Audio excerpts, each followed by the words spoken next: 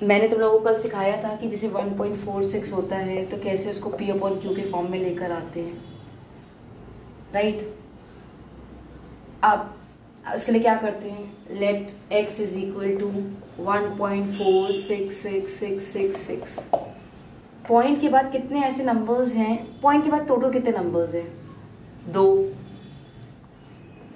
तो 2 का यहाँ पे मतलब 100 का यहाँ पे मल्टीप्लाई करेंगे, 2 नंबर्स है मतलब 100 से मल्टीप्लाई करेंगे, 3 नंबर्स है मतलब 1000 से मल्टीप्लाई करेंगे, 1 नंबर है मतलब 10 से मल्टीप्लाई करेंगे,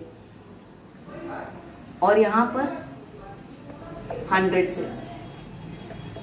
ये हो जाएगा 146.6666। तो पॉइंट पहले हम देखेंगे कि पॉइंट के बाद टोटल कितने नंबर्स हैं और फिर पॉइंट के बाद कितने नंबर्स पे बार नहीं है। नहीं है मतलब एक नंबर पे बार नहीं है, केवल 4। तो हम मल्टीप्लाई करेंगे 10 से। इसी पहली को हम लोग किससे मल्टीप्लाई करेंगे, 10 से। तो 10x इज इक्वल टू, तो हो जाएगा 10 से मल्टीप्लाई हुआ तो क्या हो जाएगा 14.66। और फिर हम लोग इन दोनों इक्वेशंस को क्या कर देंगे, माइनस।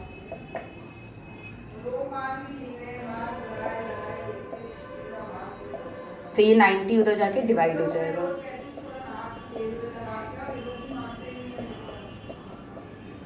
(22/15). तो हम लोग क्या करते हैं, जैसे अगर मान लो जैसे ये है 2.639, 9 पे बार है, तो पहले x इज इक्वल टू 2.639999999। फिर पॉइंट के बाद टोटल कितने नंबर्स हैं, कितने नंबर्स है पॉइंट के बाद, टोटल 3 नंबर्स हैं। तो हम लोग किससे मल्टीप्लाई करेंगे, 3 नंबर्स है पॉइंट के बाद, तो 1000। तो 1000 से लेफ्ट हैंड साइड मल्टीप्लाई किया, राइट हैंड साइड किया, तो डेसिमल 3 प्लेसेस जंप हो गया, तो इट विल बी 2639.9999। फिर दूसरा होता है पॉइंट के बाद कितने नंबर्स पे बार नहीं है, 2 नंबर्स पे बार नहीं है, तो हो जाएगा 263.9999। माइनस कर देंगे,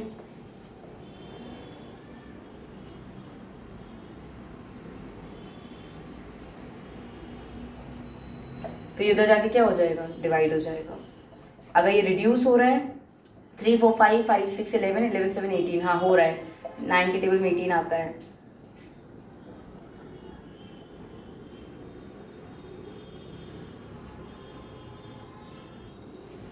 फिर ये रिड्यूस हो रहा है,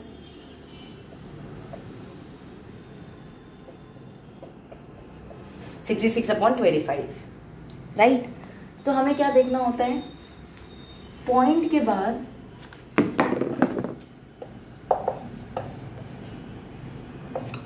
टोटल कितने नंबर्स हैं, जैसे यहाँ पे 1000 है तो 1000x हो जाएगा एक, और पॉइंट के बाद कितने नंबर्स पे बार नहीं है, एक पे बार नहीं है तो 10x हो जाएगा। इन दोनों को सब्ट्रैक्ट कर देंगे। अगर 2.345 तीनों पे होता तो पॉइंट के बाद टोटल कितने नंबर्स हैं, 1000, और कितने नंबर्स पे बार नहीं है, एक भी नहीं है, तो केवल x से माइनस हो जाता, मतलब 2.345 से ही माइनस हो जाता।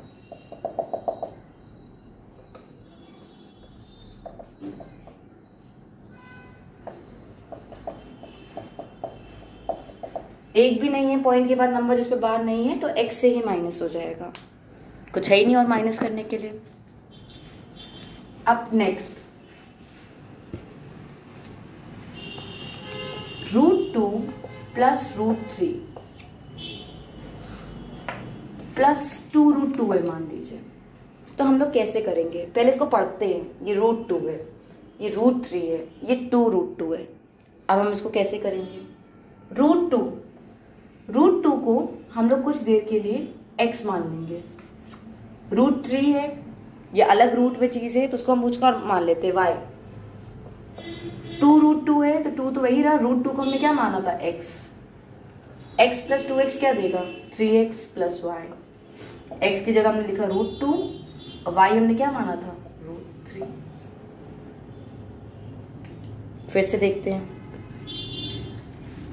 जब भी रूट में नंबर्स होंगे तो कुछ देर के लिए, जैसे मान लीजिए ये है √5 प्लस √7 माइनस 2√6 माइनस 3√5 प्लस √7, तो √5 को x मान लेते हैं। रूट 7 को y मान लेते हैं, रूट 6 को z मान लेते हैं। फिर ये रूट 5 है, रूट 5 को हमने क्या माना था, x, रूट 7 को y। Very simple, x minus 3x से होगा, x मतलब 1x, 1x minus 3x plus minus minus 2x sign of the bigger number, y plus y। अब ये फर्दर नहीं कुछ सॉल्व हो सकता, ये अलग अलग हैं। x की जगह रखोगे रूट 5, y की जगह रखोगे रूट 7, z की जगह रखोगे रूट 6। सिंपल। एक और देख लेते हैं।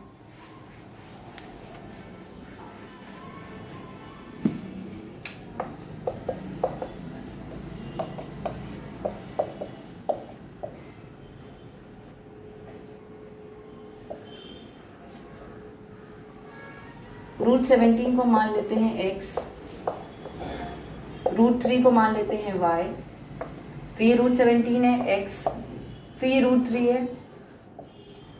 अब x plus x 2x, minus 2y minus 3y minus 5y।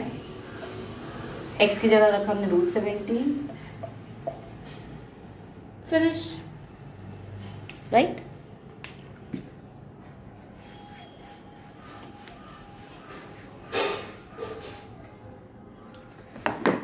अब नेक्स्ट मल्टीप्लिकेशन कैसे करते हैं।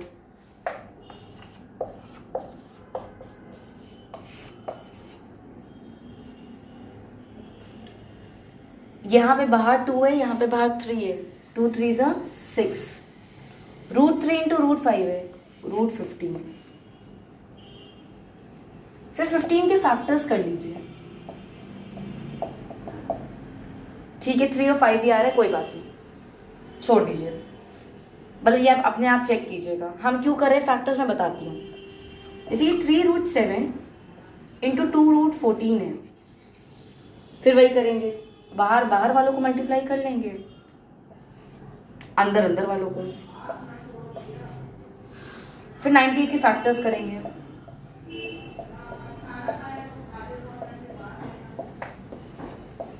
टू इंटू 7 आ रहा है। अब देखिए 2 बार 7 आ रहा है इसमें। ये पिंजड़ा है, दिस इज अ केज। इसमें देर आर, जैसे ये जे और वीरू है, जे मर गया और वीरू आजाद हो गया, तो 6 इंटू 7, जे मर गया तो गायब हो गया, और बेचारा रूट 2 तो बेचारा उसका तो कोई साथी था ही नहीं, वो ऐसे ही रहा, 42 रूट 2। फैक्टर्स चेक करने बहुत जरूरी हैं टू सी कि क्या कुछ कॉमन तो नहीं है। फिर से देखते हैं, जैसे आप पॉज करके देखते रहिए। 3 रूट 5 इंटू 4 रूट 15 है, मान लीजिए 3 4 12, 15 इंटू 5, 5 5 25, 75। 75 के फैक्टर्स कर लीजिए।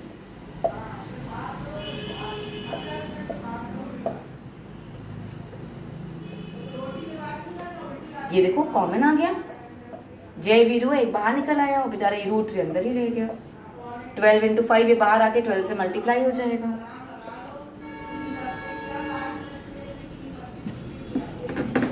राइट?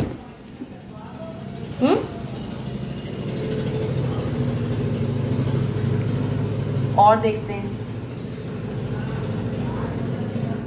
जैसे 8 रूट 6 इंटू 9 रूट 3 है। 8 9 ज़ा 72, 6 3 ज़ा 18। 18 के फैक्टर्स कर लीजिए। 2 9 ज़ा 18,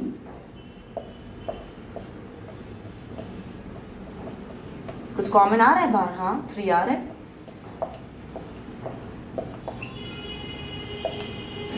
ओके, अगर मान लो केवल एक बाहर है और एक अंदर है, तो बस ये 8 रूट 7 हो जाएगा, क्योंकि बाहर बाहर वाले से मल्टीप्लाई होता है और अंदर अंदर वाले से।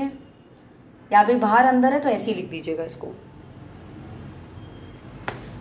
ऐसे होता 8 रूट 3 इंटू रूट 2, तो बाहर तो केवल 8 है, यहाँ पे कुछ नहीं है तो 1 मान लेते हैं। 8 root 3 into root 2 root 6।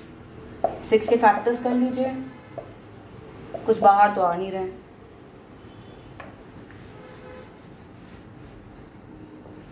√7 into √7 है, केवल अंदर अंदर है, तो बाहर बाहर वाले मल्टीप्लाई होते हैं, अंदर अंदर वाले मल्टीप्लाई हो गए।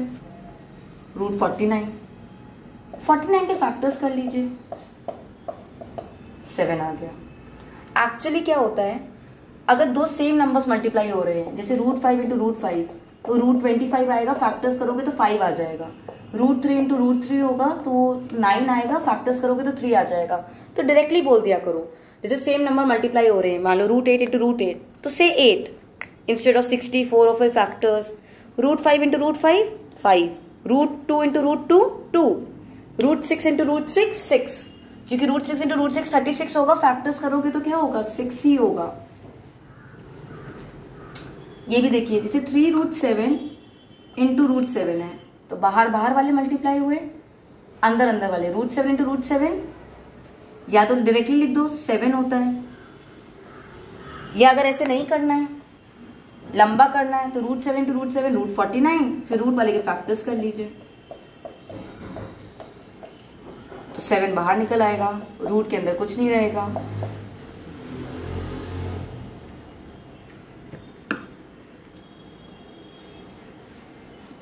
अगर मैं आपसे बोलूं √6 इंटू √3, बाहर तो कुछ है नहीं, अंदर अंदर वालों को मल्टीप्लाई कर दो, फिर 18 के फैक्टर्स कर लीजिए,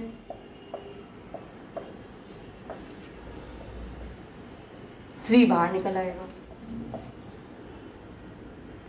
तो पहले हम क्या करते हैं, बाहर बाहर वालों को मल्टीप्लाई करते हैं, अंदर अंदर वालों को, फिर अंदर वालों के फैक्टर्स निकाल लेते हैं। और अगर केवल बाहर अंदर है तो ऐसे लिख देंगे बाहर अंदर को, 8 इंटू √2 8 √2।